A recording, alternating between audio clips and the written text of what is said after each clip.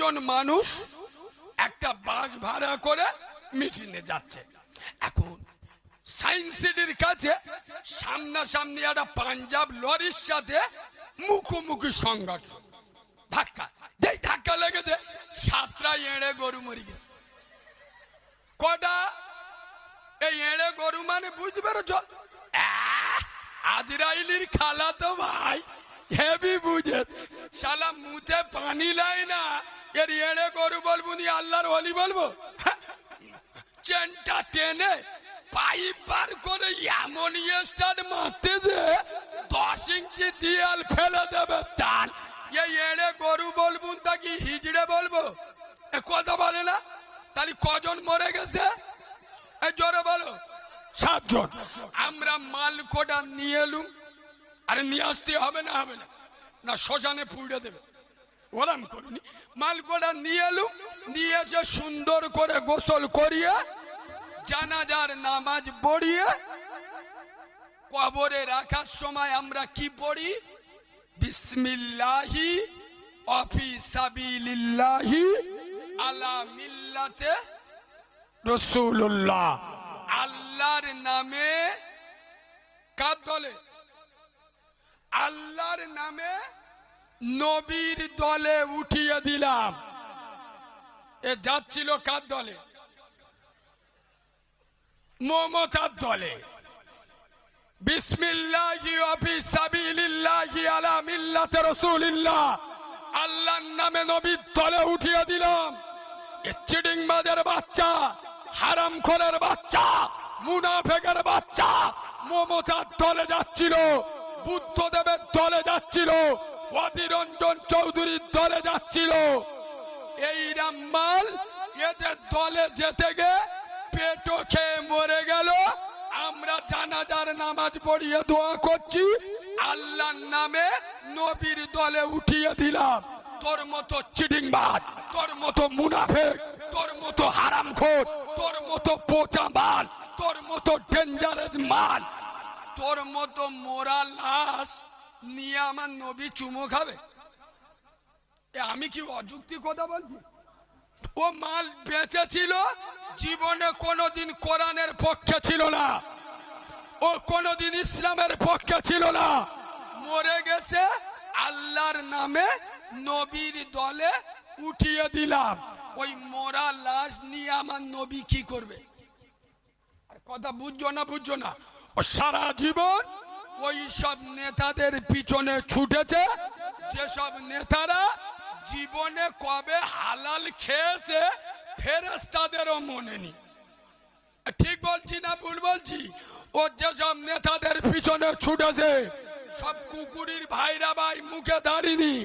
ও যেসব নেতাদের পিছনে ছুটেছে, জীবনে এক ওয়াক্ত নামাজ পড়েনি। ঈদের নামাজ পড়তে গেছে নেতা, ইমাম সাহেব ছানা পড়ে, এ বাবু ঈদের নামাজ একটু আলাদা, ছানা পড়ে আর সূরা ফাতিহাটা কেরাত দে, আর 3 বার আল্লাহু আকবার বলে হাত ছেড়ে দেয় না। আর এ মাল তো নগদ গীতাঞ্জলির মাল, হারাম মাল খেয়ে ঈদের নামাজ পড়তে গেছে, ইমাম সাহেব আল্লাহু আকবার বলে হাত ছেড়ে দিয়েছে। এ নেতার রূপ। এরা মাল আছে না নেই? বাপ দাদা 14 পুরুষই নামাজ পড়েন তো, ঈদের নামাজে গেছিলি মারতে। হ্যাঁ না না, খোদার কসম, আলেমদের সাথে থাকো, উলামাদের সাথে থাকো, রসুলের সাথে থাকো। এ মুসলমান, পার্টি যদি করতে হয় খোদার কসম আল্লাহর পার্টি করো। আল্লাহর কোরআন বলেছেন, ফালিয়াবুদু রব্ব হাযাল বাইত, আমি আল্লাহ, আমার ইবাদত কর আমার মসজিদে। আল্লাহ জি আতআমাহুম মিন জু, ক্ষুধা লাগলে খেতে দেবো, ওয়া আমানাহুম মিন খৌফ, কেউ মারতে এলে আমি আল্লাহ দেখে নেব। আল্লাহ যারে হেফাজতের দায়িত্ব নেবে তার কোনো ভয় আছে? কথা বলে না? দেখেননি এই পাকিস্তানে ইমরান খান জেলে বসে নির্বাচন লড়লো, সেঞ্চুরি করেছে না করেনি? এ পাওয়ার কার? এই জোরে বলেন। তার দলকে বাতিল করে দিয়েছে, নির্দলীয় ভোটার দাঁড়িয়েছে, 100-র উপরে সিট জিতেছে। এই ইমরান খান তার ব্যক্তিগত দুটো, এই দেখেন, কেউ মানুষ ভুলের ঊর্ধ্বে নয়। আমি যে কারিমুল্লাহ ওয়াজ করছি, আমি ফেরেশতার বাচ্চা, তাই না? যে বলবে গুনানি ও পাকা শয়তান, এই শোনেন, যে ভুল করে সে মানুষ, আর যে ভুলের ওপর স্থির থাকে সে হলো শয়তান। ভুল মানুষ করবে, ফেরেশতা। আর আমার কথা বুঝছো না? বুঝছো না? ভুল মানুষের হবে, ফেরেশতার হবে না। আমরা মানুষ। আরে আমার বাপ আদম ভুল করেছে, আর আমরা ভুল করব না? আদম তো জান্নাতে ভুল করেছে, আর আমরা দুনিয়ায় ভুল করব না? চারা চারা মেয়ে সামনে দেখা পেলি একটু শিলিম মারবেন? এ হ্যাঁ না? এই যুবক ছেলেরা, আমি তোদের পায়ে ধরে বলে যাচ্ছি, যে না করছো অসুবিধা নেই। এই রাত 1:30 পর্যন্ত আমাদের দেখবে যুবক ছেলেরা মোবাইল যদি 2 মিনিট হাত থেকে সরে যায়, এর মাথা তার কেটে যাবে। আল্লাহর কি এ হ্যাঁ না? মোবাইল ছাড়া সহ্য করতে পারে না, কিন্তু মাসের পর মাস হাতে কোরআন, ঠিক বলছি না ভুল বলছি? কোরআন হাতে থাকে না। রাত 2:30 পর্যন্ত মোবাইল কি জিনিস দেখতেছে। এ কাউরা আবার ফোন করে, ওর বন্ধুর কাছে ফোন করে, 2:30 বাজে, এবার কাজ জেগে আছি, ওই এনে গরু তো এরাম বলে, হ্যাঁ বলে দাদা হেভি জিনিস ছাড়তিস, দেখ তো চোখ বুলু হয়ে যাবে, তাড়াতাড়ি দে। ও আবার কি করে যে জিনিসটা মজা করে দেখে ফের ফোন করে ইয়ে করি, আল্লাহর কি রে মালটা হেভি হেভি, এইরকম মাল যদি আসে ফের দিবি। এ হ্যাঁ না? এই পলিরাডের যুবকেরা, খোদার কসম, রাত 2:30 পর্যন্ত সিনেমা দেখছো, নোংরা মহিলার ছবি দেখছো, অর্ধনগ্ন মহিলার ডান্স দেখছো। আমি তোমাদের দেখতে নিষেধ করতে আসিনি, আমি তোমাদের বলতে এসছি, রাত 2:30 বাজে মোবাইল দেখা হয়ে গেল, দেখো মোবাইলটা চার্জে দিয়ে ওজুটা বানিয়ে নামাজের মুসাল্লাটা বিছিয়ে আমার রব্বে কারিমের কাছে হাত তোলো। আল্লাহ, আমি তো আদমের বেটা, ও আল্লাহ, আমি নফসের খাতিরে চোখের নেশায় উলঙ্গ মহিলার ছবি দেখে ফেলি। আল্লাহ, আমি ছাড়া তোমার বান্দার অভাব নেই, কিন্তু তুমি ছাড়া আমার রব বলে ডাকার কেউ নেই। হে মালিক, হে রব, আমি তোর কাছে ক্ষমা চাচ্ছি। আদমের বেটা, আমার চোখের নেশায় আমি নোংরা মহিলার ছবি দেখে ফেলেছি, তুই আমার মাফ কর দে। খোদার কসম, আমি বাচ্চা মাওলানা কারিমুল্লাহ জাহাদি নবীর মেম্বারে বসে বলছি, হে পলেরানের যুবক জোয়ানেরো, তোমার চোখ দুটো বন্ধ হওয়ার আগে তার নাম রহমান, তার নাম রহিম, তার নাম গফর, রব্বে কাবার মালিক, তোর জেনার গুনাহ আল্লাহ মাফ করে দেবে। ক্ষমা চাও, আল্লাহর কাছে মাফ চাও, আল্লাহর রহমত থেকে নিরাশা হয়ো না, আল্লাহর কাছে ক্ষমা চাও। হ্যাঁ, যদি কোনো যুবক ছেলে মনে মনে করে আমি এই মোস্তানি দিচ্ছি, আমার আল্লাহর কাছে কৈফিয়ত দিতে হবে নি, তাহলে ভিন্ন কথা। আল্লাহ যদি কিয়ামত কবরে বলে, করিম জাহান্নামে যা, দুনিয়ায় খুব মোস্তানি করেছি, খুব দাদাগিরি করেছি, নামাজ পড়িনি, রোজা করিনি, বাম্মার ভাত দিই নে, বড়দের সম্মান করি নে, যেখান সেখান বন্দুক বার করে মোস্তানি দিয়েছি, সোজা জাহান্নামে যা। হ্যাঁ, তোমার যদি ক্ষমতা থাকে, আল্লাহ তুমি বললি হয়ে যাও, তুমি বললি জানো চলো চেন, আমি পলির হাটের অঞ্চল সভাপতির ভাইরা ভাই, আমার বার জানো, একটা পেটো বোম মারলি গোটা গ্রামের লোকের চোখ হলুদ হয়ে যাবে। আব্বা, কবরে এরা মোস্তানি চলবে? কথা বলেন এরা।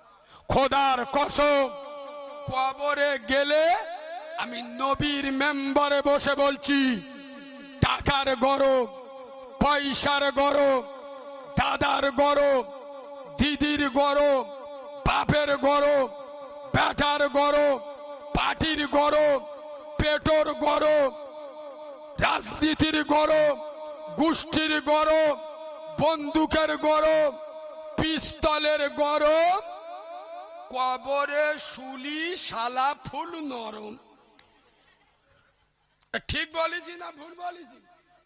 কবরে শুলে ফুল নরম। কেন?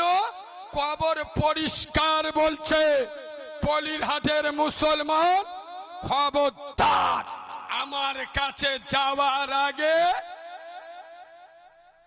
ভেবে যাস। কেন? তুই যাবার আগে কবরে পৌঁছে গেছে চাচা, কথা বলো না চাচা। এ বাবু, তোমাদের এখানে কবরে কি দাও গো, বাঁশ না কাঠ? চুপ করিস না, বাঁশ আগে দেয় না লাশ আগে? যারা কবর খোলে ওরা বাঁশ বেকারি আগাবার চেয়েছে চুলে রেডি করলে দেয় না, যাতে ফেরেশতাকে না কষ্ট হয়। আরে কথা বলে না, ওরা আগে নিয়ে চল যায় না? আমরা তো এড়ে গরুটার জানাজা টানাজা পড়ে তবে নিয়ে যাবো। আরে হ্যাঁ না না, তাহলে আগে কবরে কি যায়? বাস ওই জন্য কবর বলছে আমার কাছে যাওয়ার আগে ভেবে যাস। কেন? তুই যাওয়ার আগে কবরে চলে গেছে চাচা, বাস আমল থাকলে পাস, নইলি উদু, নইলি উদু বাস। খোদার কসম, কবরে চলে না মাল, কবরে চলে আমাল। সুবহানাল্লাহ বলুন। চলে না এই 3 কোটি টাকার গরম কবরে চলবে? কথা বলে না? 3 বিঘা জায়গার মালিক মেরে শালা সোদা কত শোভা শোভা শোভা শোভা। আরে কবরে ওসব চলবে? কথা বলে না?